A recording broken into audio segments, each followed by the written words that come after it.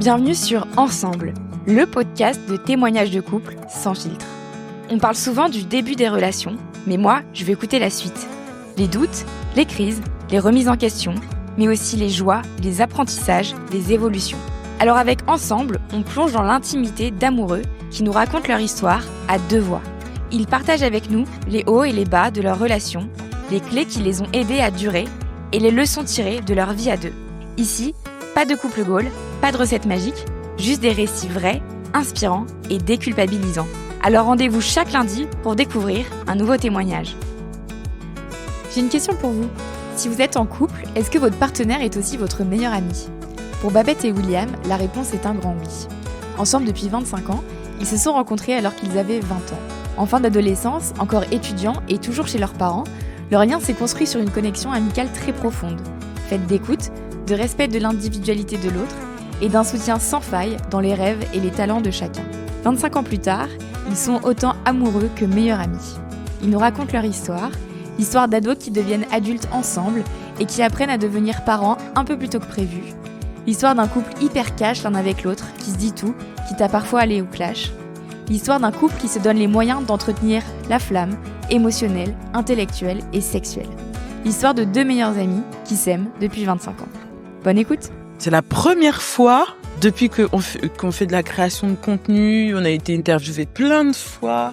Solo Ou ensemble, mais on nous a jamais posé de questions sur notre couple. On n'a jamais parlé d'amour ensemble, alors que souvent les gens me posent des questions dessus et on a toujours été, enfin moi en tout cas quand j'en parle sur les réseaux, j'ai toujours été très, pas pudique, mais jamais réellement rentré dans le détail. Là, c'est une grande première. Bah let's go du coup. Ça se trouve, ça va finir en embrouille. Du coup, bonjour Babette, bonjour William. Salut. Merci de me recevoir chez vous.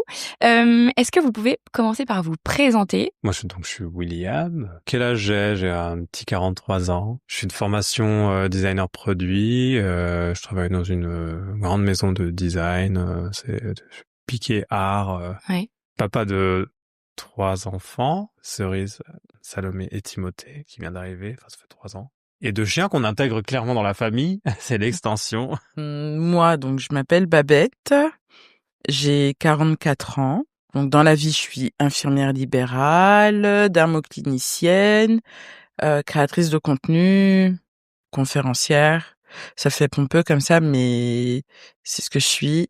Donc, on me connaît à travers Not Just Mom, donc qui est le blog que j'ai créé il y a une dizaine d'années. Comment vous êtes rencontrés du coup tous les deux ? Moi, la première fois que j'ai vu William, c'était dans un bus. Non, c'est drôle parce que c'était une période où justement mes parents s'étaient séparés. Je vivais officiellement chez mon père, et j'allais chez ma mère, donc en fait je bougeais, je prenais les transports et je chantais une présence, un regard. Bon, je l'ai vu une fois dans le bus, hein. Tu sentais un regard, c'est comme si je te regardais tous les jours. Une fois, un truc assez. Alors moi, je sortais d'une relation un peu longue, enfin on va dire. Vous aviez quel âge du coup ? Vous étiez étudiant déjà ? Ouais. 20 ans. Mais ouais, j'avais eu une relation, disons, longue, mais c'est le genre de relation où tu te dis, bon, attends, on est jeune quand même, on s'était séparés intelligemment.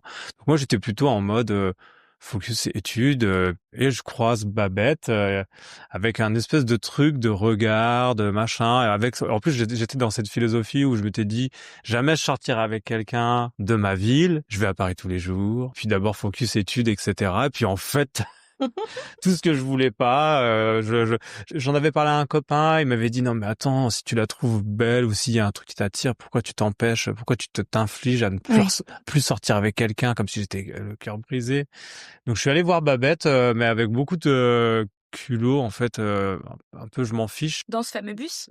Alors c'était dans le train, c'était à Paris. En fait, vous faisiez tous les jours le même trajet ensemble, c'est ça ? Tout ça a été sur l'espace d'une semaine. Hein. Ah oui, d'accord. Ce qui m'a attiré dans le bus, c'était ses baskets. Il a du goût. En plus, il est beau. Ça en ferait un bon pote. Voilà ce que je m'étais dit. D'accord. On se croisait. Soit on tombait dans le même wagon et tout. Enfin, En fait, dans l'espace d'une semaine, tu te croises. Il s'est passé énormément de choses. Et après, je pense qu'il y a des gens, en fait, qu'on voit tous les jours. Ouais. Mais là, ça commence à faire des trucs un peu accrocheurs. Pourquoi au même moment, au même endroit et tout. C'est-à-dire que moi, je sortais d'une relation qui m'avait fait énormément de mal, mais vraiment dans tous les sens du terme. Et je m'étais juré de ne plus me mettre en couple avec qui que ce soit parce que je savais que j'allais être horrible. Et donc moi je prie, moi c'est la foi et je m'étais dit mais Seigneur, présente-moi mon mari en fait. Je veux juste rencontrer mon futur mari, me mets pas un mec qui va servir à rien du tout parce que je vais lui briser son cœur. Ça sert à rien. Et ouais, donc ça s'est déclenché comment? Je suis plutôt timide, en tout cas pour ça. Et là, il y avait un côté un peu, je me rappelle, challengé par mon ami qui me disait, bah vas-y, si tu... C'était même pas sors avec elle, c'est plus l'idée de rencontrer. Mhm. Et donc en fait, je suis arrivé à Paris, je viens la voir. Alors je m'étais dit, oh, ça va faire un peu... Un peu lourd. Ouais, un peu lourd. Le truc du train au tourniquet, du métro, parce que ça dure le temps d'un trajet. Prends ton train, t'arrives à Gare de l'Est, puis après, hop, on se séparait. Et puis la journée, moi par exemple, pendant la journée, je t'avais complètement oublié. Tu sais, l'histoire, Mm. ce besoin de recroiser. Tiens, je vais recroiser la fille La fille du mystérieuse, train. la fille du train, un peu comme Mm. ça. Et en fait, pour aller déclencher ce truc, fallait bien que quelqu'un ose. Mm. Et moi, je pense que c'était un peu un challenge personnel pour combattre une forme de peur. Je peux le décrire aujourd'hui. À l'époque, c'était plus, de toute façon, t'es jeune, on s'en fiche. Mais c'était un peu un truc. Et alors, j'y suis allé très maladroitement en disant excusez-moi, au risque de faire le gros lourd. Non, t'as été lourd J'étais quand assez même. poli. Et c'est vrai que j'ai dit un truc un peu maladroit, mais trop. il semblerait que c'est ce qui t'avait marqué. Et j'avais dit ouais. Par contre, je pense que les jeux du regard, ça va pas durer longtemps. Genre les jeux du regard, en fait, je voulais tout de suite rentrer dans le truc. On se regarde, on se voit. Qu'est-ce que ça veut dire? Et après, peu importe comment c'était sorti. Et indirectement, je pense pas avoir été impoli, mais je pense que, je pense maintenant je le sais, ça t'a un peu choqué. Ah oui, moi c'est sûr que ça m'a choquée. Je me suis dit mais il se prend pour qui en fait? Ouais. Mais bizarrement, Ça t'a plu? ça m'a plu. Ben, on est passé de avant on s'oubliait. Non mais je pense qu'avant on devait s'oublier parce qu'après tu rejoins tes camarades de classe à là t'as dû commencer à penser à moi Quand je dans suis la arrivée journée. en cours, je dis direct à ma pote, j'ai rencontré un gars là, mais il m'a perturbée. Et puis je devais vraiment avoir une haute estime de moi, je crois, à cette époque, pour me dire mais il se prend pour qui pour venir me parler comme ça à moi? Mais ça m'a vraiment plu parce que je crois que c'est la première fois qu'un garçon venait s'adresser comme ça à moi. Mais il y a eu un petit effet à demain ou à la prochaine fois. Mhm. Là, il y a eu un petit crush ou toujours cette idée de prolonger un mystère. Et d'ailleurs, tout le début de notre relation a été un peu comme ça. Par contre, j'ai l'impression qu'on a préservé quand même ce truc, Vous m'aviez dit que vous aviez d'abord été amis. un peu d'amitié, genre, Ben, il y a pas de ouais. on sort Oui, ensemble Ouais. ou de Ouais, date non. ou de trucs comme ça. Parce Et, qu'en vrai, on était on tu a sais, échangé sur tout et on n'importe était quoi. deux cœurs quand même brisés, donc c'est comme si tu vois, tout à l'heure, il t'a dit qu'il avait pas envie d'une relation et moi, j'étais dans la même optique. Mhm. Donc, quand on s'est vus et qu'il s'est passé ça, on était un peu, on voulait pas. Ça veut dire Mhm. qu'on combattait contre nos propres émotions. Moi, j'avais pas envie de me mettre en couple. Lui, il avait pas envie de se mettre en Mhm. couple. Mais il y avait ce truc qui faisait que, on avait envie de se connaître, et quand on passait le peu de temps qu'on passait ensemble dans le train, on avait envie d'en savoir un peu plus. Donc après, les longs appels téléphoniques qui duraient des heures et des heures, des heures et des heures, et tu sais, où tu ne t'endors pas. Tu te dis, mais qu'est-ce qui se passe? Moi, en tout Mhm. cas, je me disais, mais à la base, c'était pas le programme. Babette, qu'est-ce que tu Ouais. fais? J'ai ressenti la fille très armurée dans ses vêtements, dans son rapport, un peu genre la coquille.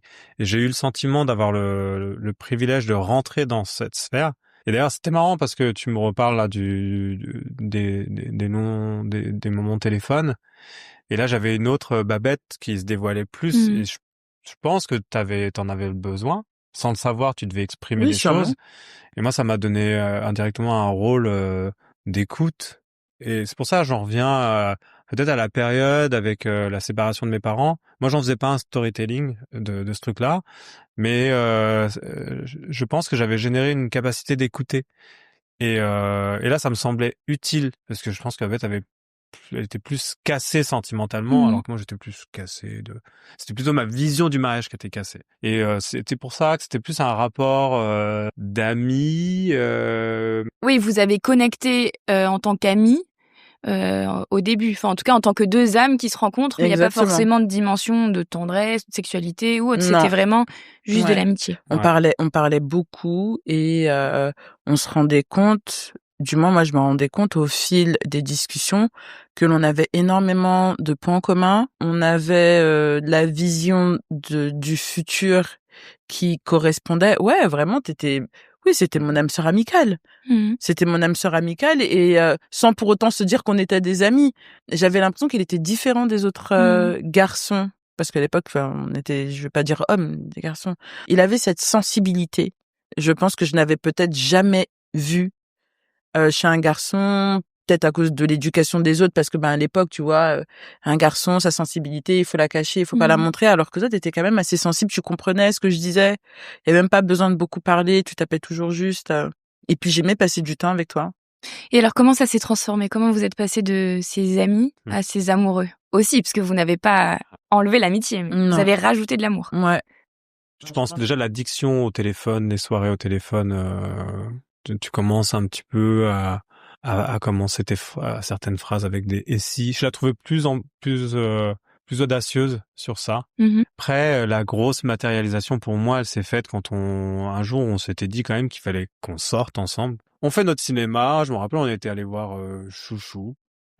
Ah oui. Pour ceux qui ne connaissent pas. Voilà, donc Très longtemps. Gad Elmaleh, donc une espèce de film drôle mais un peu décalé. Oui. En tout cas, ça pousse. C'est pas la grosse comédie romantique. Voilà. Ou ni un blockbuster où t'arrives avec toi ton truc très testostérone et si tu verras c'est bien. Ouais. Et tout dans le respect. Tu connais, donc nous sommes partis à Chessy Village. Arrête, faut que tu attendes le bus, que tu le reprennes jusqu'à la gare de Meaux. Ouais, mais quand t'es avec la personne. Oui, effectivement. Ouais. Quand t'es avec la personne, c'est cool. Mais quoi qu'il en soit, on a encore fait ce qu'on savait faire de mieux, donc parler, probablement débriefer. On a toujours beaucoup discuté. Je t'ai raccompagné en bas de chez tes parents et rien, vraiment rien. On se fait la bise. Et reprend très vite le rituel du téléphone, donc elle m'appelle et une des premières questions qu'elle me pose, je crois on parle et elle me coupe la parole et elle me dit pourquoi tu m'as pas embrassé. Je me suis dit soit il est vraiment ultra respectueux et s'il est ultra respectueux, c'est bon, il m'a eu, ou soit je lui paie pas. Et alors quand est-ce que vient le bisou? On s'était redonné un autre rendez-vous physique, cette fois-ci c'était chez ma mère, ouais. Et là c'était un peu il va y avoir. C'était nul. Trop d'attentes. Trop d'attentes. Ouais, trop d'attentes, trop de trucs. Oui, ça manquait de naturel. On était jeunes aussi. Après coup, c'était mignon. Ouais, c'était mignon. Mais alors, c'est drôle parce qu'on n'était pas si jeunes que ça, mais il y avait un côté très ado. Le bisou arrive, ça frappe à la porte de sa chambre. William! Je me dis, mais c'est qui? Il me dit, mais c'est ma mère. Qu'est-ce qu'elle fait? Et donc après, vous avez été un peu à distance pour vos études? On s'est mis ensemble au mois de mars et au mois de juillet, il m'annonçait qu'il devait partir, qu'il avait réussi ses concours et qu'il devait partir au mois de septembre. Donc là, un peu téléphone, on se voit le week-end. Ouais. Et puis après, vous décidez de d'aménager ensemble. 3 ans qu'on est ensemble et on décide de vivre ensemble et génial. À cette époque-là, vous imaginiez que vous alliez faire votre vie avec cette personne-là? Ou c'était toujours, en fait, on est jeune, donc on voit où ça nous mène? Ça ressemble plus à ça, moi, je dirais, ton deuxième... À la deuxième option. On est jeune. Ouais. Pas moi. Pas toi. Pas moi. Moi, je sais qu'à partir du moment où on a décidé de vivre ensemble, dans ma tête, c'est pas que c'était le bon mec, mais c'est une histoire qui va durer. Donc toi, William, t'étais content d'emménager avec Babette, mais il y avait quelque chose de toute façon, on est encore jeune. Donc on verra. C'était plus comme une solution, c'est-à-dire à deux, on va pouvoir réunir des fonds. Garde quand même le côté instinctif, c'est-à-dire moi je veux pas retourner chez mes parents, donc il est temps. Donc les enfants, c'était pas forcément un plan tout de suite. Non, c'était pas un plan tout de suite, mais cerise est arrivée 2 ans après notre installation et ça a été un chamboulement aussi parce que là pour le coup ça nous a secoués. On se sentait pas prêts pour avoir un enfant, mais en vrai nous l'étions, mais sauf que nous n'avions pas conscience de nos ressources. Financièrement, professionnellement, c'était pas du tout stable. Ça nous effrayait parce que comme pour tous, tu te dis oui, quand je serai plus grande, je me marierai, j'aurai des enfants, j'aurai un travail, j'aurai une maison. Une voiture. Enfin voilà, tu vois, tout ce que tout le monde dit, sauf que tout est arrivé, mais pas dans le bon ordre. Donc grosse surprise. Donc choc même. Choc. Moi, clairement, je me suis dit, ok, je suis avec Will, est-ce qu'il est prêt? Parce que tu vois, quand il te disait que tout se faisait sur le moment, c'est vraiment comme ça qu'il était. Et moi, ça m'a effrayée, que j'avais même des fois l'impression d'avoir plus la tête sur les épaules que lui, alors que non. C'est juste que on réfléchissait et on voyait la vie de la même manière, mais on prenait pas les mêmes chemins.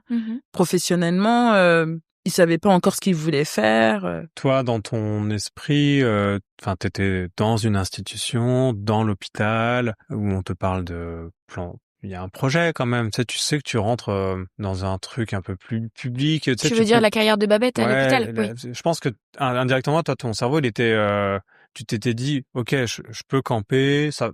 Je peux commencer à construire. Voilà, je peux commencer à construire. Donc, j'ai pas foiré ma sortie d'études, donc je savais pas quoi faire. Enfin, pardon, j'ai foiré ma sortie d'études. Après, du coup, tu postules, designer, la NPE, ils savaient même pas ce que ça voulait dire. Ah ouais, Il y avait rien dans la liste. Pareil, j'avais trouvé une agence d'archi intérieur. J'ai fait ça, j'ai fait des petits trucs, j'ai fait des formations. Donc, tu vois, je faisais des petits machins comme ça. Très vite, moi, mon revenu, c'était plus le RSA. Donc, tu vois, la projection, c'est machin. Mais quoi qu'il en soit, quand on a appris, quand Babette est tombée enceinte, moi, c'est clair que je me suis dit, ah mince. Mais en même temps, j'allais me dire, ah mince, combien de temps, combien de fois. Donc, ça a été très net. Et d'ailleurs, si j'avance un peu dans l'histoire, Babette, comme elle voyait que je galérais, ou peut-être que je m'y prenais mal, un problème de légitimité, un jour, elle postule pour la boîte où je travaille, donc Knoll. Maintenant, ça a changé de nom. Enfin, l'entreprise existe toujours, mais on a fusionné. Et moi, Knoll, c'était quelque chose que j'apprenais à l'école en histoire de l'art. Genre, Babette, elle me dit, t'as un rendez-vous. Va à Paris, tout ça et tout. Je me retrouve devant Knoll et elle me dit, bah, c'est ici ton entretien. Pas près du tout, quoi. On s'est tellement embrouillé. Attends, toi, tu t'es dit, du coup, bon, il va être papa, je vais lui trouver un job. Ouais, parce que là, moi, je vais jeter, enfin, c'était.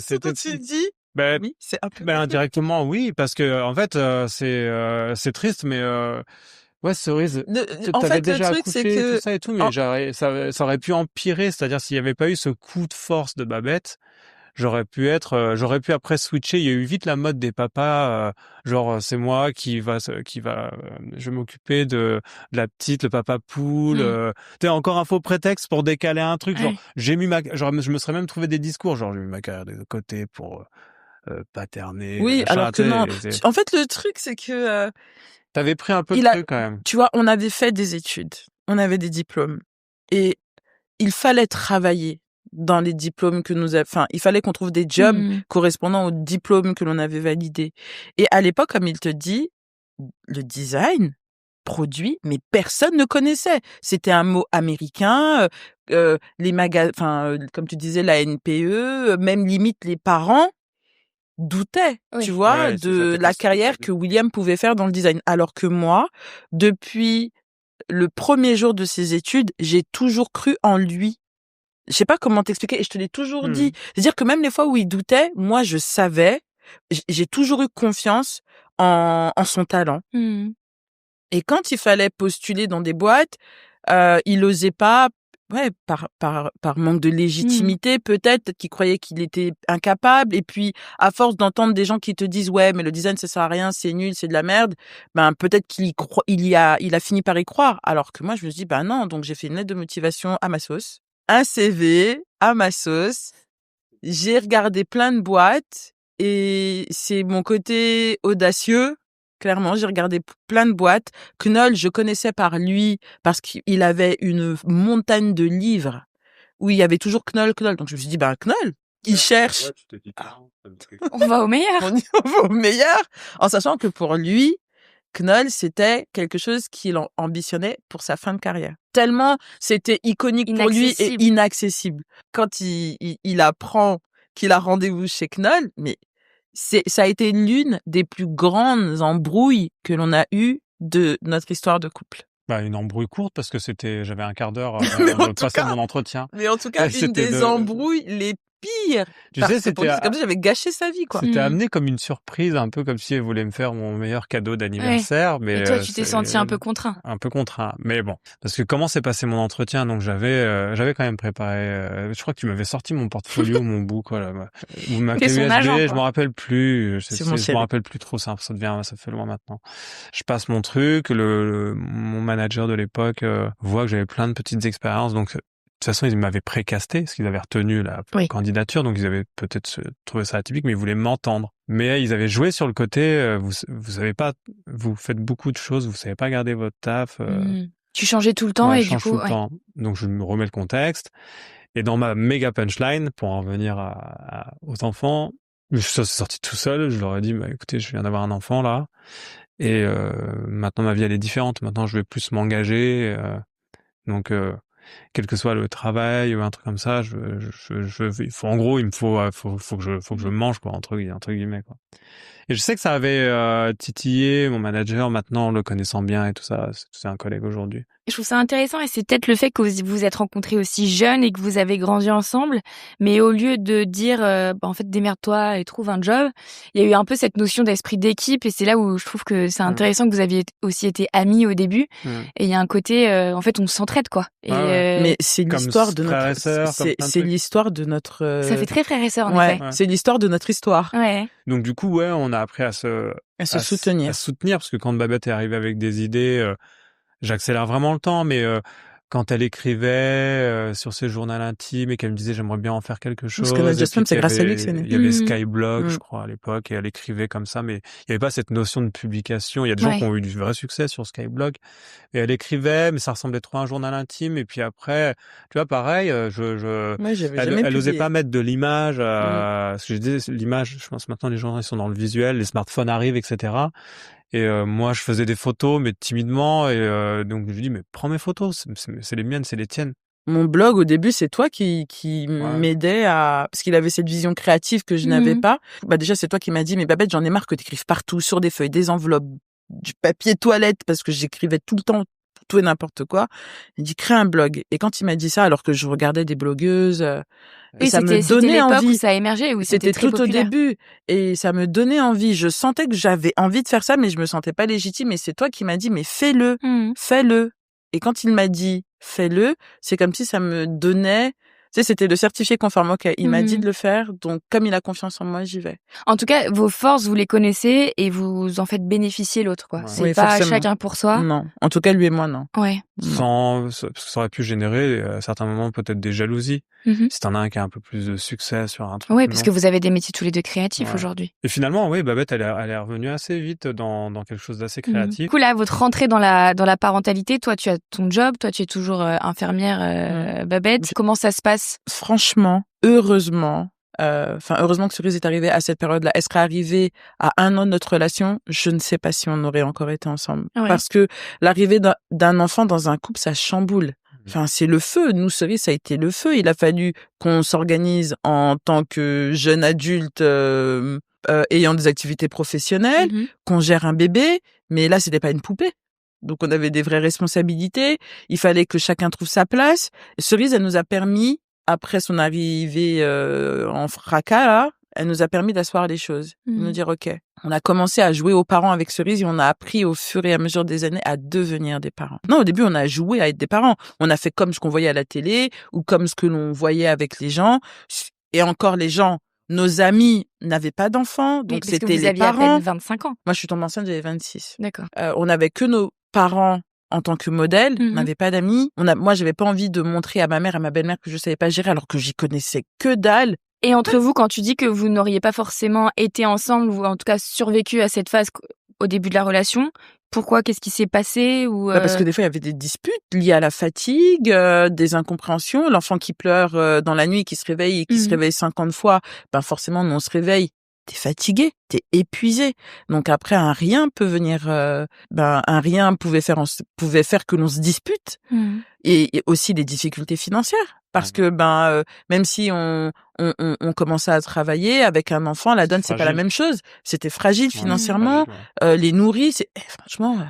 J'appellerais pas ça des disputes, c'est des mises au point et, parce que tu cherches un peu, il y a les rôles préétablis que le système donne, ou comme je disais, les grands-parents qui se mêlent un peu et tout ça et tout. Babette qui tentait d'allaiter, donc du coup toi t'essaies de compenser, de prendre le relais sur un autre truc. Du coup c'est moi qui fais trop, c'est toi qui fais plus, machin.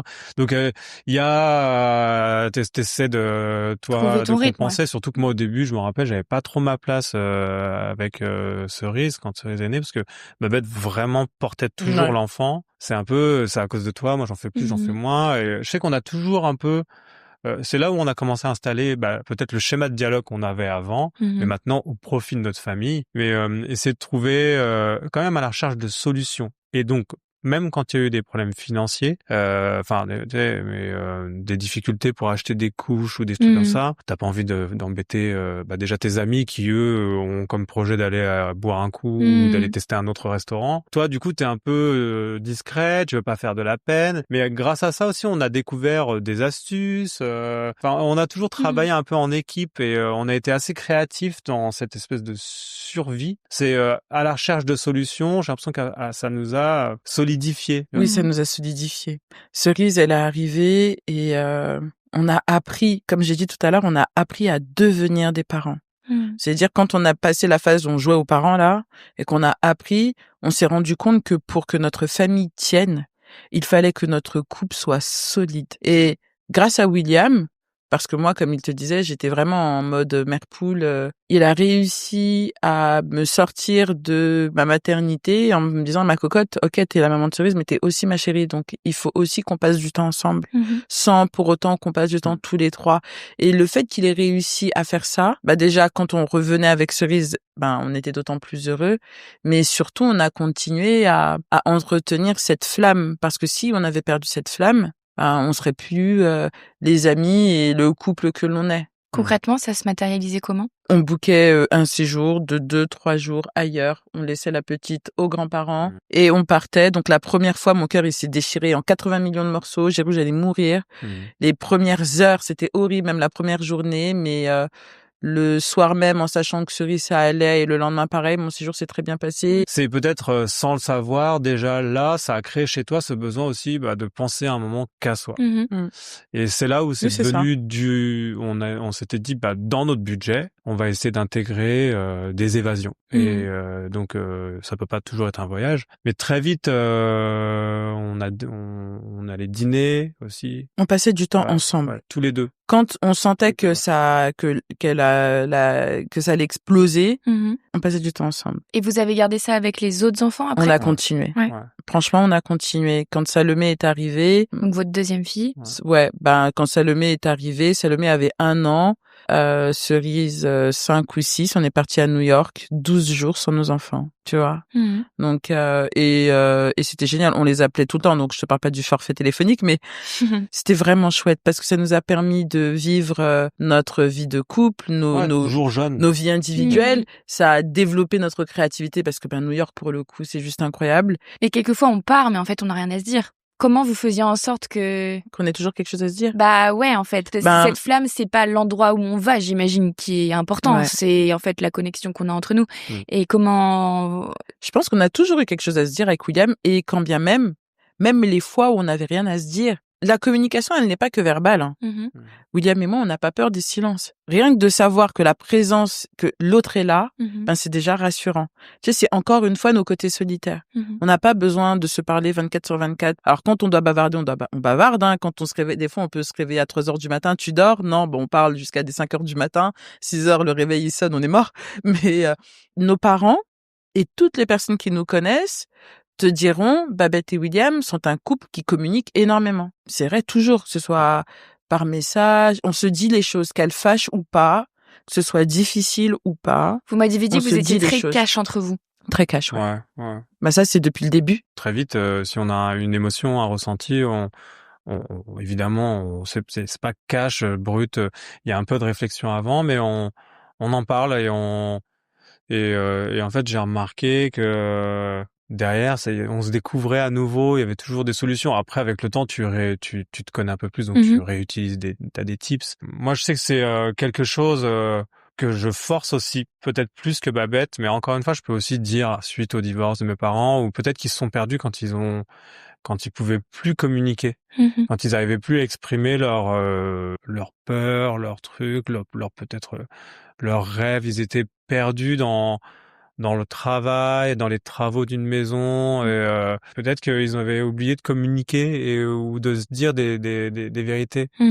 Et moi, je sais que c'est quelque chose que j'ai toujours voulu mettre en place, mais même avec les enfants aujourd'hui, ça commence des fois par demander comment ça va, insister un petit peu, parce qu'il y a toujours un truc à exprimer, un feedback, un truc comme ça et tout, donc je sais que c'est un peu notre rituel, sans chercher la petite bête. Si on sent qu'il y a rien de rien, t'inquiète, on n'en parle pas, mais en tout cas, c'est à ramener un peu de franchise. Ça, je sais que c'est un peu ma tâche. Parce que vous vous êtes connus assez jeunes, donc vous avez grandi ensemble, vous avez tous les deux un esprit créatif, j'ai l'impression que vous avez aussi des passions communes, mais vous êtes plutôt semblables ou assez différents quand même sur certains sujets? On a pas mal de points en commun, mais grâce à Dieu, on n'est pas semblables. Mmh. Ce qui fait que William m'apprend et m'a appris beaucoup et m'apprend encore des choses. Et je pense que moi aussi, et tant mieux parce que, ce sera ennuyant. William et moi, on a d'abord une vision de couple. Ça veut dire que on se parle, on sait quel type de couple on a envie d'être. On parle de quel niveau financier on veut atteindre. On parle comme il a dit tout à l'heure, de nos valeurs politiques. On parle de nos ambitions professionnelles. Ce qui fait que on sait où est-ce qu'on met les pieds.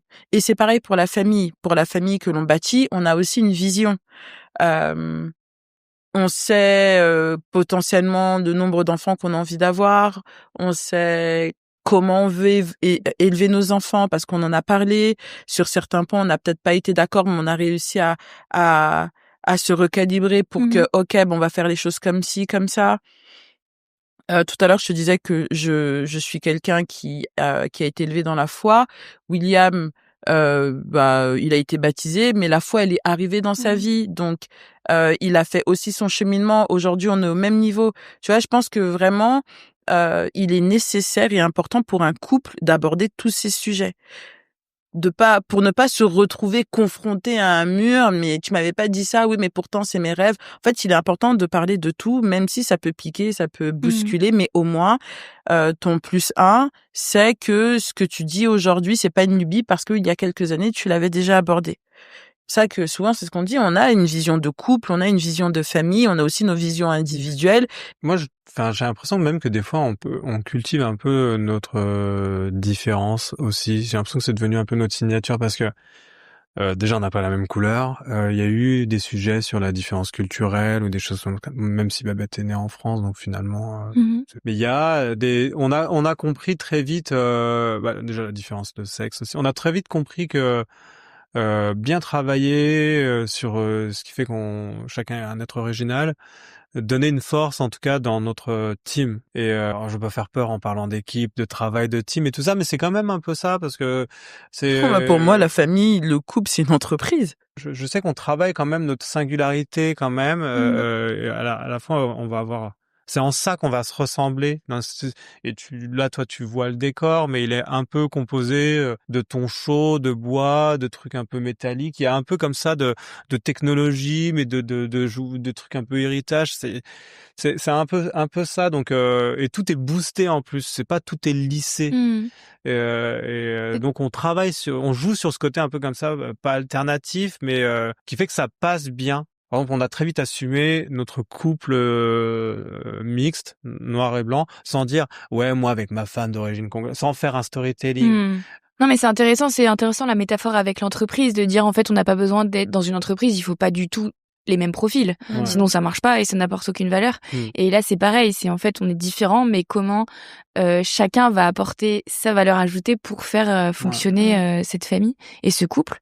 Et du coup la notion d'amitié, un peu la base de cette amitié, vous aviez dit quand on avait préparé l'épisode que vous étiez meilleurs amis aussi avant tout.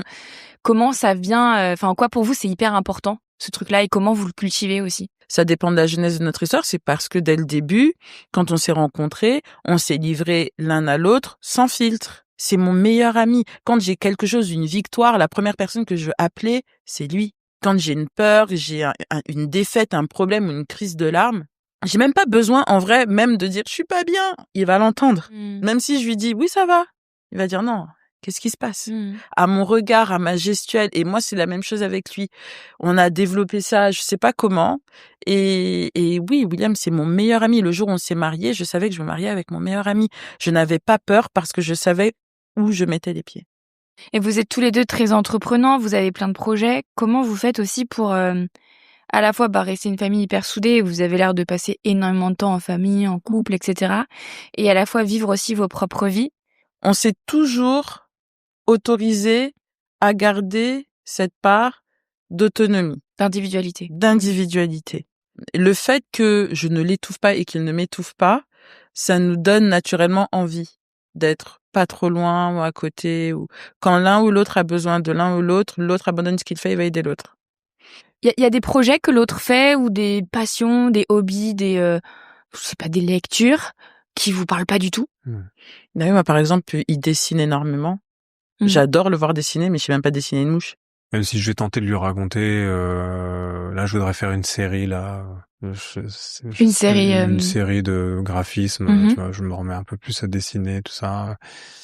Donc j'essaie de trouver un pitch, une raison, je reste comme ça. Donc du coup, je lui en parle. Je sens bien qu'elle comprend pas. Oui, mais t'as besoin de l'extérioriser, donc je t'écoute.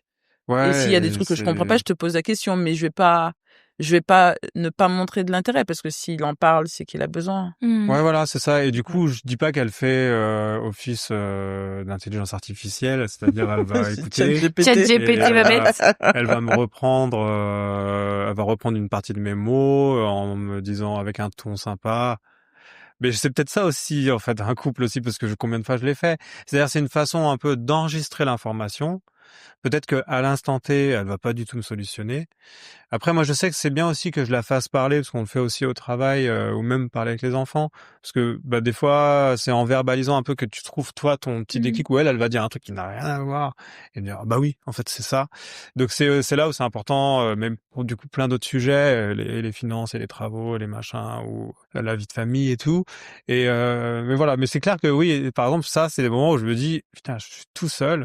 Et j'aimerais bien que je me sens abandonné, quoi. Et puis moi abandonné, je suis là, je t'écoute. Mais moi aussi, c'est pareil. Très féminin, très machin. Ou quand j'ai des problématiques très féminines et je lui parle et il veut me trouver une solution, mais moi je veux pas qu'il me trouve de solution. Je veux juste qu'il m'écoute. Parce que les mecs, ils adorent, tu leur parles, ils veulent toujours trouver des solutions. Mais nous, on aime parler. Mais ouais, peut-être qu'avec le temps, on a appris que ça aussi, c'était des sas de respiration. Et donc, encore une fois, c'est dans le but que tout le monde soit un peu épanoui.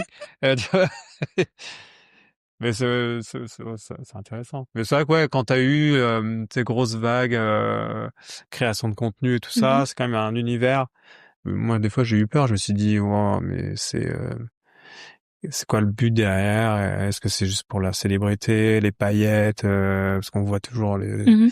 Mais donc au début, je me suis dit, oh là là, je vais perdre ma femme, elle va rencontrer d'autres personnes, ou des gens plus, ou des vrais, parce que c'est aussi un univers très créatif avec des vrais agents, tu sais. Du coup, je me suis dit, voilà, elle va rencontrer des gens tu sais, qui font du concret, qui sont plus inspirants que moi. Ça peut, j'ai eu un moment une vague comme ça de peur. T'as pas envie que ta femme perde son identité, mais aussi il faut qu'elle grandisse, qu'elle découvre d'autres trucs. Donc ça, par exemple, je me suis senti en danger, ou des fois quand elle me racontait des trucs, je comprenais pas trop. Mais c'est après, en fait, surtout quand tu découvres que derrière, ça la transforme en une bonne personne. On a été beaucoup invités, on a rencontré des gens avec des métiers artistiques ou des métiers autour de ça, des cadreurs, des scripts, des choses comme ça. En fait, tout le monde a... En fait, je trouve dont les fêtes à 130 personnes. Une fois, on avait fait une méga fête.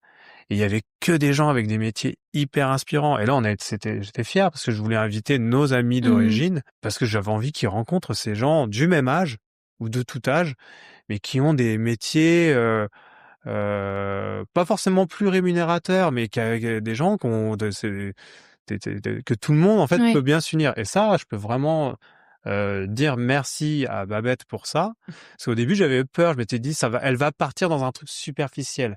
Je vais la perdre. Donc t'es un peu en apnée, tu la pilotes un peu, mais il a fallu aussi que moi, en tant que mari, je la laisse aussi faire son expérience. En fait, c'est un peu faire confiance à l'autre, que ses décisions sont les bonnes, même si, a priori, on voit pas trop là où ça va mener. Comment, sur le plan plus tendresse, sexualité, etc., vous avez fait là pendant ces dernières 25 ans que vous êtes ensemble, pour que ça évolue ou que ça reste un sujet entre vous? Ouais, un sujet, ça. J'ai l'impression que on est d'autant plus démonstratif et affectueux l'un envers l'autre depuis quelques années là. Avant, c'était très c'était lui et moi, ok, mais c'était très dans la pudeur. Les gens voyaient pas forcément. Mais depuis quelques années, Moi, il y a eu un gros step, c'est le mariage. Là, tu dévoiles vraiment ton Oui, parce amour. que du coup, Ouais. vous êtes mariés il y a 9 ans. Ouais. Donc Ouais. après Salomé. Ouais. Mhm. Donc oui, là, c'est clairement tu dévoiles ton amour aux autres. T'arrives en prince et en princesse et tout ça et tout. Puis on a joué le jeu. Et ça, c'était un step. Ça nous a permis quand même, je pense, de montrer qu'on pouvait se tenir la main et s'embrasser en public.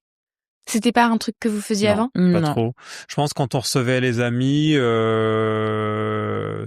sont là, donc c'est d'abord on est là pour eux. Je sais qu'une fois on s'était dit moi j'aimerais bien qu'on montre un peu plus qu'on s'aime. Et c'est marrant parce que moi je te l'ai dit là il y a pas très longtemps sur les 5 à 10 dernières années, mais pas très longtemps. Parce qu'avant on était vraiment discret là-dessus, alors que toi au tout début de notre relation tu me reprochais que je te prenne pas la main. C'est-à-dire, des fois, on pouvait marcher dans la rue côte à côte.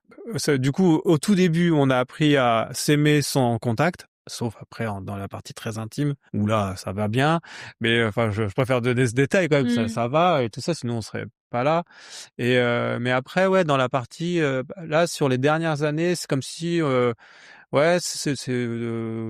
toucher. J'avais déjà demandé à Babette je lui ai déjà dit, développe ta sensualité, n'aie pas peur d'accentuer ta féminité, parce qu'elle fait le truc quand elle va, par exemple, quand elle va chez ses patients, elle y va pas en infirmière, elle se maquille, je sais que pour ses patients, ça donne beaucoup de couleurs.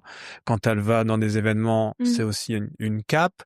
Et je lui avais déjà dit, ouais, mais fais attention parce que quand tu reviens à la maison, non, parce que moi aussi, j'ai mes habits du travail, et voilà, et c'est stylé, etc. Et puis après, quand tu reviens, c'est pas que t'es en Il voulait que pyjama. sa femme elle soit aussi belle dehors qu'à la maison. Mais Ben mon oui, chéri, c'est pas forcément tous les jours. et dans les moments cash des couples, ça fait partie des trucs, à un moment, tu sais pas comment le dire, mais faut le dire. Oui. Mm. Et surtout pour vous, oui. l'aspect visuel et aussi mode, enfin, c'est important pour vous deux, en plus. Oui, en C'est plus, ça, oui. et moi, je voulais que la coquetterie, elle traîne encore un peu à la maison. Mais aussi pour le message pour mes filles, tu vois, pour que la femme, elle est pas que parfaite et superficielle dehors et tout. Il y a aussi, on peut être belle en jogging avec la chemise de son mari, mais ça peut être vite aussi avec l'effet Covid, par exemple, il y a eu ça. Tu sais, quand on était en confinement, il y a eu, tu sais, il y avait plus de look du tout. C'est-à-dire, les gens, ils étaient tous sortais plus.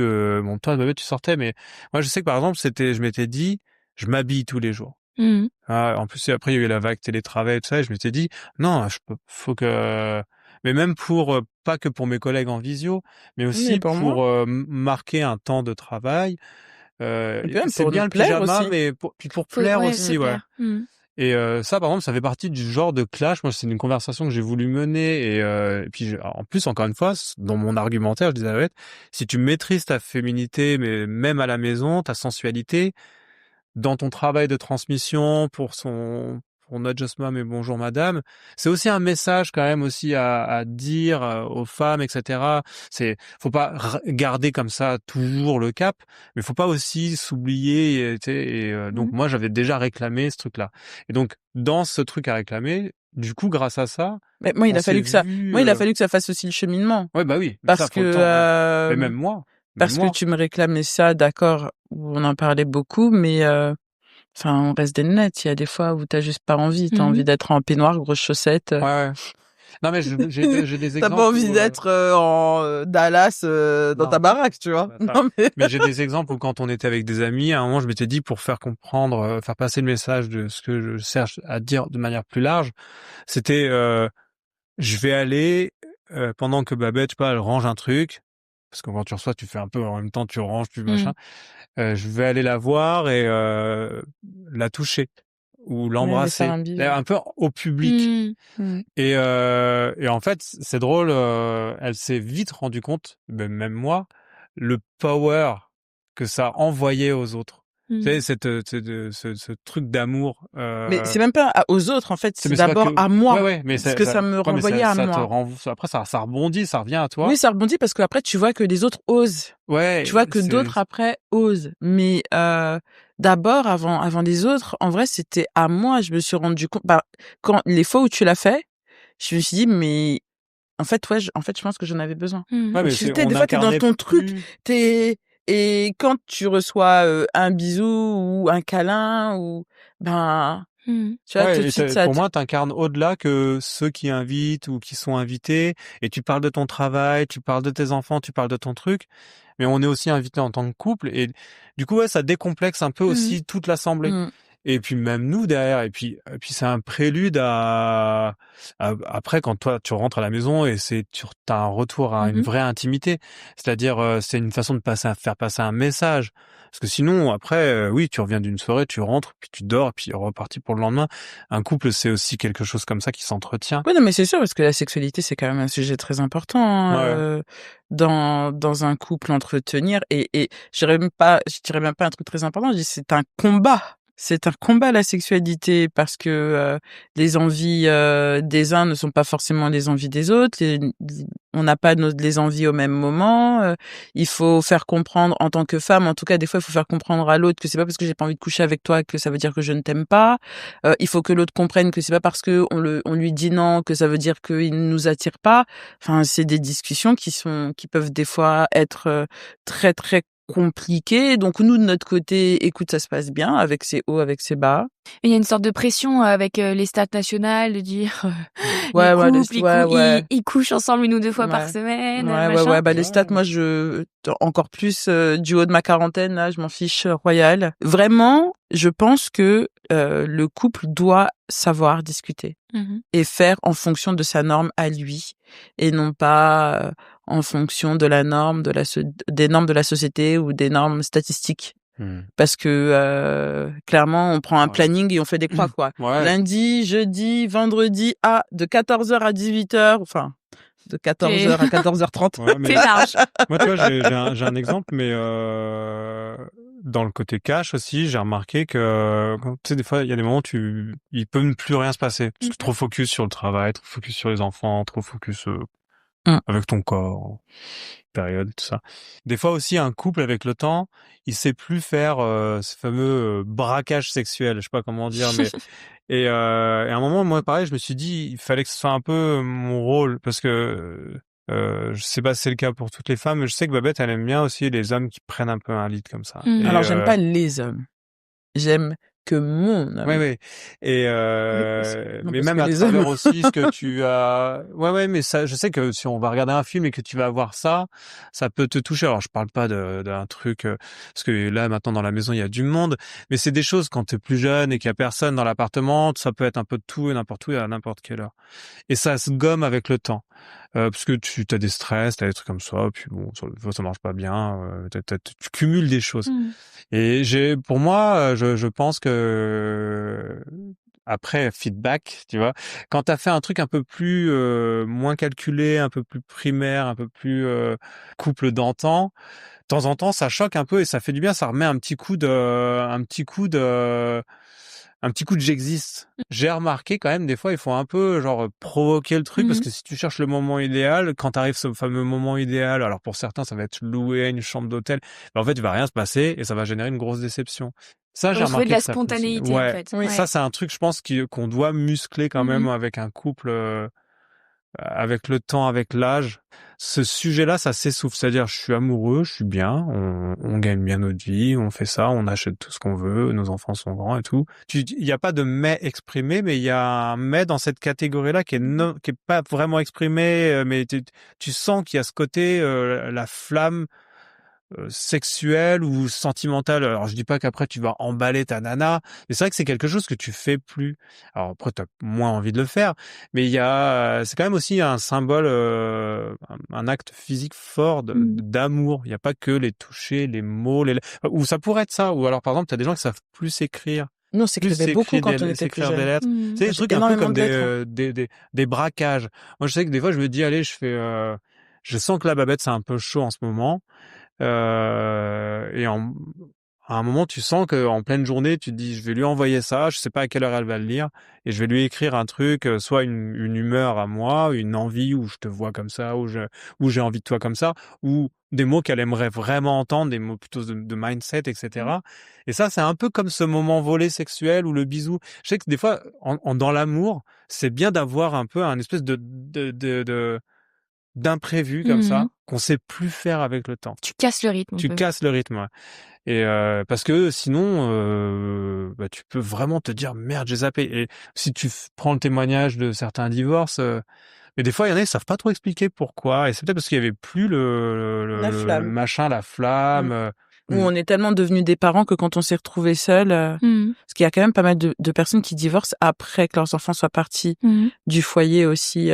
Ça pour le coup, j'ai lu une étude dessus et ça m'a marqué. Je me suis dit mais normalement c'est là où la vie devrait reprendre. Ça vous fait peur, vous, ça? Non, moi ce qui me fait peur c'est que mes enfants partent. Oui. Mais me retrouver seule avec William après, Non, non. je pense qu'on l'a C'est dans musclé, longtemps parce que votre c'est petit dans il a que longtemps. 3 ans. Ouais. Ouais. Mais quand même vous avez ça en tête de dire en fait on est quand même enfin il y aura un après en fait vie de famille. Oui, moi j'y pense en tout cas. C'est marrant que tu me dis ça parce que j'y ai pensé la semaine dernière. Pourquoi? Parce que on était chez mes parents. Il y avait moi, mes enfants, toi t'étais là. Non, je sais plus, je crois que t'étais pas là. Il y avait ma sœur, son mari, ses enfants, mon frère, sa fille, un cousin, un neveu. Enfin, on était nombreux. Et on est tous partis en même temps. Et ma mère m'a appelé le lendemain. Je sais plus de quoi on parlait, et elle me dit, tu sais, quand vous êtes partis, il y a eu un vide tel que ça m'a effrayée. Et je lui dis, pourquoi ça t'a effrayée? Elle me dit, oui, mais vous étiez là et en 1 minute, vous n'étiez plus là. Et là, je me suis dit, ouais, en fait, un jour, ça va nous arriver aussi. Et j'y ai pensé. Et là que tu me reposes la question, est-ce que j'ai peur? J'ai pas peur de me retrouver seule avec William. Je te dirais même que ma plus grande peur avec William, c'est le jour où la mort peut-être nous séparera. Vraiment, c'est quelque chose qui m'effraie. Vraiment, parce que je me dis, mais comment je vais faire? On est ensemble depuis l'âge de 20 ans. Je me dis, mais purée, mais le jour où l'un ou l'autre fermera les yeux, comment, en tout cas moi, je parle pour moi, comment moi je vais faire pour inspirer, expirer? Comment je vais continuer à sourire, ou avec qui je vais parler, échanger, même sur les sujets les plus banaux, parce que je me livre très peu, et alors qu'avec William, je me livre entièrement. Donc c'est ce qui me fait vraiment, moi, le plus mal. Moi, j'ai un exemple là, en ce moment, un ressenti de ce type-là. Là. C'est parce qu'on a quand même très tôt pris des week-ends, des trucs comme ça, après à... Tous les deux, tu veux dire? tous les deux, donc du coup, pas forcément sortir du format famille, le tâche de la maison, etc. Donc c'est comme si on savait le faire. Pour preuve, là, ça fait longtemps. Là, par exemple, en ce moment, je ressens un besoin. Alors j'ai eu beaucoup de moments de solitude parce qu'on a parlé de ça aussi avec Babette, des sas de vraiment solitude, pour qu'elle puisse travailler sur ses écritures et moi sur mes machins, parce qu'après on sait que quand on revient on a un vrai truc à se raconter. C'est-à-dire des moments hors de la maison mais chacun individuellement. Moi je sais que je pars, ou alors des fois je la laisse seule, ou elle me laisse seule ici parce que les enfants sont à l'école et tout ça. Donc ça c'est bien, ça pour soi aussi. Mais là par exemple en ce moment je ressens un autre truc, c'est j'ai hâte, c'est de prendre ma voiture, d'être avec Babette sur un chemin. On roule, on va quelque part évidemment, d'être qu'avec elle, quitte à ce qu'on se parle pas, parce que je sais que c'est arrivé plein de fois ça. On est chacun en train de gamberger, mais on est ensemble. Et voilà, de temps en temps il va y avoir des petits éclats, on va témoigner d'un truc et tout ça. Mais c'est seul mais avec elle. Mais même si c'est dans le silence. Et je parle de la voiture parce que la voiture ça peut être typiquement un grand moment de silence. T'es un peu en hypnose. Si je parle de la voiture, ça veut dire qu'on va quelque part, donc t'es déjà en train de laisser des trucs derrière, et t'as pris que le minimum de tes pensées. Et là, en ce moment, je ressens ça. Là, je me dis, j'aimerais bien être seul qu'avec Babette. Comme ça, il n'y a pas de bruit parasite. On va quelque part, on va chiller, et ne serait-ce que déjà le trajet, c'est déjà le voyage en lui-même. Qu'est-ce que vous donneriez comme conseil à un couple qui débute sa vie de couple, qui hésite à s'engager, qui hésite qui débute sa vie de couple mais qui hésite à s'engager, se marier? Ouais, ou enfin un engagement quel qu'il soit, d'habiter ensemble, de faire un enfant. Moi, je pense que parler. En fait, je pense qu'il faut que ce jeune couple parle même de ses rêves les plus fous. Moi, je me rappelle, avec Will, on n'avait pas d'enfants. Je disais, j'aimerais bien avoir.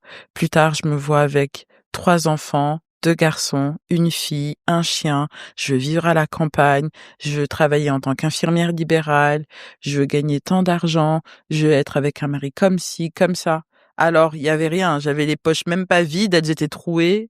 William me disait à l'époque qu'il voulait être un grand designer, qu'il voulait faire ci, qu'il aussi voulait ci, il me parlait du type de voiture qu'il voulait avoir, on n'avait rien. Et le fait de l'avoir dit, de l'avoir entendu, d'avoir entendu les rêves de l'un et de l'autre, ça nous a permis, en vrai, de se dire, OK, donc on a des visions qui sont... Sa vision m'intéresse, la mienne m'intéresse, on peut faire un bout de chemin ensemble. Si on mixe nos 2 visions, qu'est-ce que ça donnerait comme vie? OK, super, avançons. Il faut savoir se faire confiance. Surtout, il faut se parler. Il faut pas avoir peur d'aller au clash, surtout si c'est pour aboutir à quelque chose de positif derrière. Faut pas avoir peur de dire la vérité à l'autre. Il faut tout se dire, mais utiliser le bon ton pour se dire les choses, parce que chacun sa sensibilité. Une fois que tu sais que les problèmes de thunes, les problèmes de comportement, la sexualité, tout ça, c'est des choses sur lesquelles des trucs que vous pouvez régler. Enfin, allez-y quoi. Franchement, je pense que aujourd'hui, les gens, pour un rien, c'est ma vision, attention, mais pour un rien se séparent. J'ai l'impression que les gens ne luttent pas assez. Tu vois, ils se disent pas que oui, là, peut-être qu'aujourd'hui, c'est le ciel, il est ténébreux, mais peut-être que demain, il sera gris, et après le gris, il sera ensoleillé, et qu'après, ce sera plein soleil. Il faut prendre le temps de connaître les gens, d'avancer avec les gens, de discuter avec les gens et se faire confiance. L'amour, c'est trop beau. C'est pas comme à la télé, c'est pas lisse. Et c'est ce qui fait la beauté de l'amour. Que ce soit des montagnes, des plaines, des descentes, des ravins des fois, je pense que pour moi, c'est ce qui fait la beauté de l'histoire d'amour que tu vis. Ouais, moi, je prends en conseil. Nous, ou alors pour toi, j'ai une autre question, Ouais, mais vas-y. un couple peut-être plus établi et qui a perdu un peu justement, tu vois, ce côté, en fait, on discute, on sait ce que l'autre vit, on est tendre l'un avec l'autre. Tu vois, plus ça fait 10-15 ans qu'on est ensemble et bon, ça s'essouffle un peu, quoi. Moi, je pense qu'il faut éviter le à quoi bon. Enfin, tu sais, quand ça s'essouffle, tu te trouves avec le temps des trucs où tu te dis, t'as envie de faire des choses, t'es toujours frais dans l'idée, mais ouais, mais bon, si je fais pas ça, si on fait pas ça, à quoi bon, on est bien comme ça. Et en fait, du coup, le couple, il va toujours camper dans ce qu'il sait déjà faire de mieux, mais en Tu même veux temps, dire une c'est ce sorte qui de flemme? l'enferme. Ouais, la La flemme qui monotonie. l'enferme. Ouais, derrière il se plaint d'être déjà enfermé dans un truc, mais du coup il perd en courage et donc du coup c'est facile de dire c'est la flemme, mais à quoi bon, machin. Donc voilà.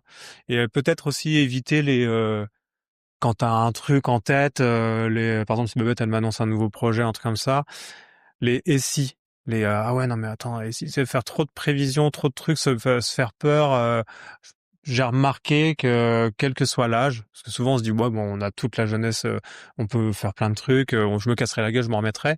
Bah je pense même après, quand t'es bien installé, même nous à notre âge, on n'est pas vieux, hein, conseille aux gens d'avoir toujours des nouveaux projets, parce que bah déjà ça peut être un risque pour un couple, mais je dirais plus que ça peut le sauver. Il va y avoir des difficultés, mais il va y avoir des problèmes, mais au moins pour une fois des vrais Mmh. problèmes avec des vraies solutions, une vraie solidarité. Alors ça peut le détruire si le couple est très fragilisé. Et je pense que ça peut redonner un petit truc, un petit machin. C'est et si je faisais ça, et si je. Alors après, faut pas que ce soit trop de. Et si je changeais de taf, et si je changeais Ouais, donc trop ça de veut dire trucs. accueillir le projet de l'autre en prenant peut-être positivement, en tout cas a priori, la nouvelle idée, plutôt que de dire ah ouais, mais là ça va être compliqué, on va devoir faire ci, faire Ouais, ça. ouais, ouais. Parce que normalement, avec le temps, t'as un peu plus de maturité, de sagesse, Mhm. donc tu connais le danger, mais t'es pas, tu vas bien, et mais un petit peu se dépasser aussi. Mhm. Parce que moi, je sais que c'est bien que Babette, elle soit rassurée par certaines facettes de moi, mais si il faut que je la rassure tout autant, tout au long de notre vie, de notre relation. Mais ma mission aussi, c'est de continuer à la surprendre un peu aussi, par un bisou, par un cadeau, mais parce que souvent, je sais que quand tu parles avec les mecs, ils vont te dire, ouais, mais je sais pas quoi lui offrir, je sais pas quoi lui acheter. Tout le monde convertit ça en truc matériel. Et je dis, mais ouais, mais je sais pas, moi, écris un truc. Ouais, mais j'ai pas les mots. Bah, tu sais, enfin, Tu vois, aujourd'hui, tu peux tricher, tu peux trouver des mots, tu peux t'aider ou dis-moi, puis après, toi, tu fais le truc. Et je pense que c'est ça. Et le temps fait que les gens n'osent plus et campent sur ce qu'ils savent déjà bien faire et c'est ce qui les tue un peu. Je pense qu'il faut quand même un petit peu, voilà, tu sais, travailler son audace, provoquer, ramener un petit peps, pas grand-chose. Bon, voilà, je suis un peu éparpillé, mais voilà. Est-ce qu'on n'a pas dit quelque chose que vous voulez rajouter? Non, moi, je suis trop contente d'avoir fait ça avec toi. Ah ouais? En fait, j'ai appris des trucs. On pourrait en parler pendant longtemps, avec plein de gens. Ouais, ce serait génial de faire ça avec d'autres couples. Ouais. De comparer, en tout cas, ouais. Je pense que ce serait quelque chose d'incroyable de s'asseoir à plusieurs couples, un couple plus jeune, un couple qui débute, un couple plus ancien. Vous avez un projet, vous, d'interroger des couples. Est-ce que vous voulez un peu en parler? Ouais, nous, on part à la rencontre de couples à travers l'Europe parce que, voilà, on en a marre de l'image que la société renvoie de l'amour et du couple. T'as vu, nous, ça fait longtemps qu'on est ensemble. Il y en a beaucoup, quand on leur dit le nombre d'années quand nous sommes ensemble, qui nous disent « Ah ouais, non, mais ça n'existe plus. » Je suis sûre que ça existe et que ça existera encore. Donc, on a décidé d'aller à la rencontre de couples qui avaient des visions similaires à nous de l'amour, mais qui ne nous ressemblaient pas forcément. Ce sera par caption vidéo. Et ça sera sur ton compte Not Just Mom, c'est ça? Non, ce sera sur mon compte Bonjour Madame. D'accord. Donc, on fait ensemble. Donc, William a la vidéo, montage, photo, moi à l'interview. Et c'est génial parce que ça nous permet de passer du temps ensemble. C'est génial parce que ça nous permet de rencontrer des couples incroyables, des histoires d'amour belles. Ça nous permet de travailler notre anglais. Non, mais c'est drôle parce que c'est même plus une histoire d'anglais. C'est déjà comme on arrive en couple, le couple en face se sent parle la même langue déjà. Peu importe la langue, en fait, c'est les gens quand ils sont gentils. Mais nous, pour l'instant, on se sert dans notre couple. C'est vachement bien parce qu'on fait nos petites bidules, on se met d'accord, on structure les rôles. C'est vraiment intéressant. Donc, on peut être en désaccord et avec des solutions derrière. Non, ça humainement, c'est vraiment bien. Et c'est quelque chose qu'on fait. C'est le premier projet qu'on a fait ensemble, mais il y en a eu d'autres derrière. Puis on met à profit notre expérience cumulée. Ouais, je pense que plus jeune, les désaccords auraient été plus durs, plus difficiles, mais en même temps on aurait eu la jeunesse, donc bon voilà.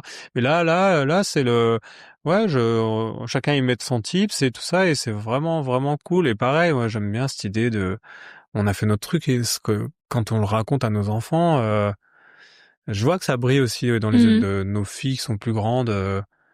J'ai le sentiment qu'on fait un truc vraiment noble. J'espère que ça permettra aux générations plus jeunes que nous, et même nos générations, de dire ok, on nous montre un modèle, mais il en existe d'autres. Il y a forcément des histoires qui rebondiront qui impacteront les vies d'autres personnes et qui diront ok, d'accord, cette famille-là, ce couple-là, il me ressemble. J'aime ce qu'ils font. Ça me donne envie de croire en mon histoire d'amour. Et voilà. C'est un peu le but de ce que je veux faire aussi, de montrer qu'il y a des couples qui peuvent durer, et que c'est pas tous les jours facile, que ça demande du travail, des efforts, mais que c'est possible aussi, quoi. Exactement, c'est possible, il faut y croire. Ouais. Mais il faut se battre pour son histoire d'amour. C'est important. Merci à tous les deux. Merci à toi. Si cet épisode vous a plu, notez le podcast sur votre plateforme d'écoute préférée, laissez un commentaire, partagez l'épisode autour de vous. C'est ce qui m'aide le plus à faire grandir le projet. Et pour suivre les coulisses du podcast, rejoignez-moi sur Instagram @ensemble.podcast. À très vite pour un nouvel épisode.